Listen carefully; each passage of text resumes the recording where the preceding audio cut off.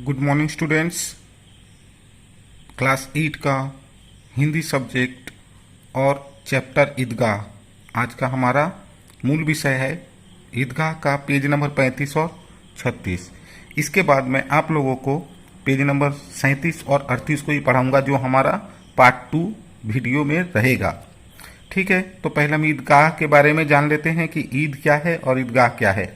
ईद इस्लाम धर्म का एक प्रसिद्ध त्यौहार है और ईदगाह का अर्थ होता है मस्जिद।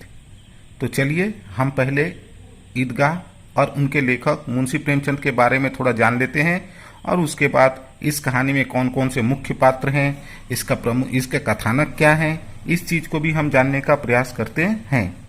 तो देखिए, ईदगाह कहानी के मुख्य पात्रों में हामिद, अमीना, महमूद, नूरे, समी और मोहसिन, इसके अलावा और एक दो पात्र हैं। ठीक है, इस कहानी के मुख्य पात्रों में हम कह सकते हैं हामिद और अमीना ही है।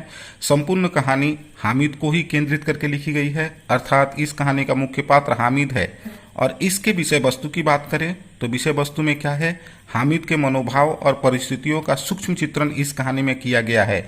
हामिद किस प्रकार एक बालक होते हुए वह क्या किया है, बड़े व्यक्ति के समान अपनी विचार को व्यक्त किया है, उसे ही इस कहानी में मुंशी प्रेमचंद ने दिखाने का प्रयास किया है। अब हम मुंशी प्रेमचंद के थोड़ा जीवन परिचय को समझ ले। तो मुंशी प्रेमचंद का जन्म हुआ था 31 जुलाई 1880 ईस्वी को और मृत्यु हुई थी 1936 ईस्वी को। इनका वास्तविक नाम धनपत राय था। अगर रचनाएं की बात करें तो इनकी प्रसिद्धि कहानी और उपन्यास में ही हुई है।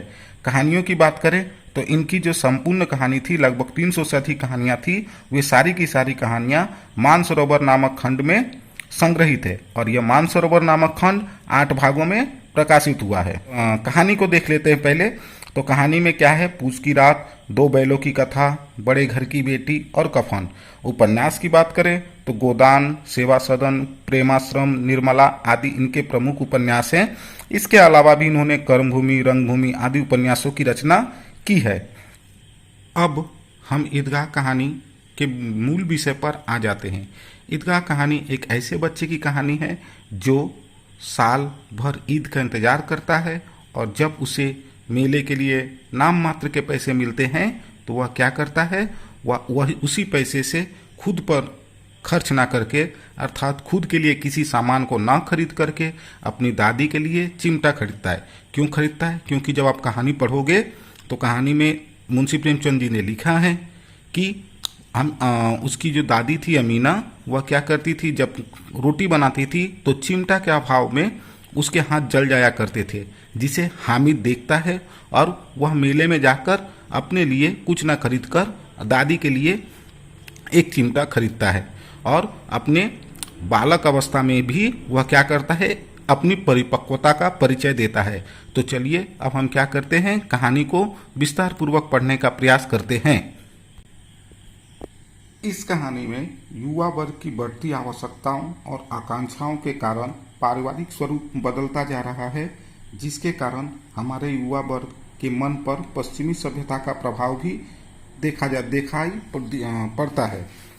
यही कारण है कि परिवार के बड़े बुजुर्गों की अवहेलना हो रही है, और वास्तविक तौर पर ये बड़े बुजुर्ग ही क्या होते हैं, अनुभव की पाठशाला होते हैं। उनके पास जीवन के बहुमूल्य विचार और अनुभव होते हैं। हमें उनका मान सम्मान करना चाहिए ताकि उनकी दुआएं हमारे जीवन को सफल बनाए। इस कहानी में मुंशी प्रेमचंद जी ने यही समझाने का प्रयास किए हैं। अब हम ईदगाह चैप्टर को पढ़ते हैं। देखो, रमजान के 30 दिनों के बाद ईद आती है। रमजान अर्थात रोजा के 30 दिनों के बाद ईद आती है। आज वही ईद आ गया है और सभी लोग क्या हैं, अत्यधिक प्रसन्न हैं। गांव में हलचल है, ईदगाह जाने की तैयारियां हो रही हैं, और ईदगाह से आने में अधिक देर हो जाएगी, इसलिए सभी लोग क्या कर रहे हैं, अपने अपने घर के सारे कार्य को पूरा कर ले रहे हैं। क्यों? क्योंकि आते आते दोपहर हो जाएगी। इस ईदगाह के लिए जाने में सबसे ज्यादा प्रसन्न हैं वहां के बच्चे, अर्थात गांव के बच्चे। किसी ने 1 रोजा रखा है, किसी ने 2 रखा है, किसी ने वह भी नहीं रखा है। उन लोगों का मानना था कि यह रोजा होता है गांव के बड़े और बुजुर्ग व्यक्तियों के लिए, हमारे लिए तो सिर्फ ईद है। इसीलिए वे सब क्या करते हैं, ईदगाह जाने के लिए बहुत ही उत्सुक है। और आज जिस ईद का वे लोग इंतजार कर रहे थे वह ईद आज आ गया है। और वे लोग कह रहे हैं कि इतने दिनों से हम लोगों ने इंतजार किया, आज इतनी देर क्यों कर रहे हैं सभी लोग जाने में। अब देखो, जो कहानी के मुख्य पात्र थे मैंने बताया था, उसमें महमूद और मोहसिन पहले हैं, उनका नाम आता है। वे लोग क्या करते हैं, उन लोगों को बताए हैं, उन लोगों के द्वारा मुंशी प्रेमचंद ने दिखाया है कि महमूद के पास कुल 12 पैसे हैं और मोहसिन के पास कुल 15 पैसे हैं। इन अनगिनत पैसों से अनगिनत चीज खरीदेंगे ये दो लोग। अर्थात यहाँ पर बाल मनोविज्ञान को मुंशी प्रेमचंद जी ने दिखाया है। पर इन सब बच्चों में सबसे ज्यादा प्रसन्न है हामिद। वह एक दुबला पतला सा लड़का था जिसका पिताजी गत वर्ष ही गुजर चुके थे और माँ भी मर चुकी थी। अब उसके पास, अर्थात वह अपने दादी के पास रहता था, उनके दादी के अलावा उसका कोई नहीं था। हामिद के पाँव में जूते नहीं हैं, सिर पर पुरानी टोपी है जिसका गोटा काला पड़ा है, फिर भी वह प्रसन्न है। अभागी नमीना अपनी कोठरी में बैठी रो रही है। आज ईद का दिन है, उसके घर पर दाना नहीं है। इस अंधकार और निराश में वह डूबी जा रही है। उसके मन में यह हमेशा चिंता लगी रहती है कि इस निगोड़ी ईद को किसने बुलाया था। हमारे घर में ना धन है, ना दौलत है, ना खाने की चीज है, तो फिर यह ईद किस लिए, यह ईद हम क्यों मनाएं। इसलिए वह क्या करती है, ईद को कोसती है। अमीना घर पर उदास बैठी है। क्यों? क्योंकि सभी बच्चे क्या कर रहे हैं, अपने माता पिता के साथ ईदगाह जा रहे हैं। पर आमिद का ना माँ है ना पिता है, उसके सिवा उसका कोई नहीं है। इसीलिए वह बहुत ही बेचैन है। क्यों? क्योंकि वह छोटा बच्चा है, कहीं खो ना जाए, इसीलिए उसे डर लग रहा है। और दूसरी बात यह है कि उसके पास उसे देने के लिए कुछ भी नहीं है। वह मेला में जाएगा, लेकिन मेला में उसे खरीदने के लिए कुछ पैसे नहीं है, इसलिए वह बेचैन है। उसके पास कुल 5 पैसे रहते हैं, जिस 3 पैसा हामिद को देती है और 2 पैसा उसके पास रहता है, इसलिए वह बहुत अधिक चिंतित रहती है। पर हामिद क्या है, वह बहुत अधिक प्रसन्न है। वह माँ के पास आता है और माँ को अर्थात अमीना के पास आता है और आकर उसे कहता है कि तुम्हें डरने की कोई ज़रूरत नहीं अम्मा, मैं सबसे पहले लौट आऊँगा। अब सभी लोग क्या करते हैं, ईदगाह जाने की तैयारी होती है। सभी लोग ईदगाह के लिए चल पड़ते हैं। जब वह ईदगाह के लिए चलते हैं तो मार्ग में बहुत से बड़े बड़े इमारत आती हैं, अदालत दिखाई पड़ता है, कॉलेज दिखाई पड़ता है, क्लब घर दिखाई पड़ता है।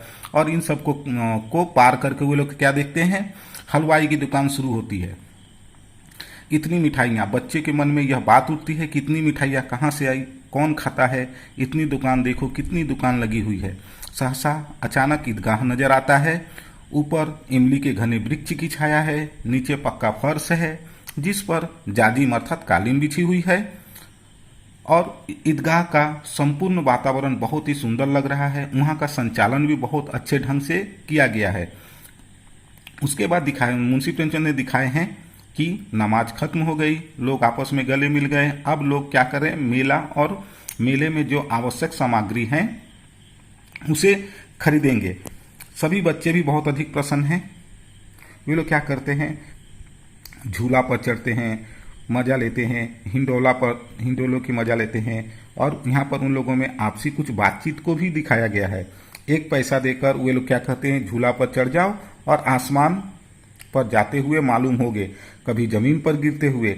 यह चरखी, लकड़ी की हाथी, घोड़े आदि सभी सब क्या है, मेले में दिखाई पड़ते हैं। और सभी बच्चों की मानसिकता भी उन चीज़ों को देखकर अपनी अपनी कल्पना के अनुसार बदलती है और सभी अपने अपने मन के अनुसार सारी बातों को कहते हैं। नेक्स्ट वीडियो में हम आप लोगों को इसके बाद वाले भाग को समझाऊंगा। अभी यहीं तक हम रखते हैं। नेक्स्ट क्लास में जब हम आएंगे तो आप लोग को पेज 37 और 38 को मैं समझाऊंगा। तब तक थैंक यू, धन्यवाद। इसके शब्दार्थ को आप लोग भली भांति पढ़ें, अच्छी तरह पढ़ें, क्योंकि इसमें कुछ उर्दू के भी शब्द हैं, जैसे आप लोग देख ही सकते हो, हिंडोला, भ्रातृत्व, जाजिम, संचालन, ये सारे क्या हैं, उर्दू के शब्द हैं। इसीलिए इसके शब्दार्थ को आपको समझना अत्यंत आवश्यक है। आप लोग इसके पुस्तक के पीछे शब्दार्थ को दिया हुआ है, आप लोग उसे आराम से पढ़ सकते हो। पढ़ने के बाद यह कहानी को आप लोग समझो। अगर ना समझ में आए तो ये वीडियो को और एक बार देखो, सुनो और उसके बाद इसके प्रश्नोत्तर को भी करने का प्रयास करो। तब तक थैंक यू, धन्यवाद। नेक्स्ट क्लास में हम फिर मिलते हैं।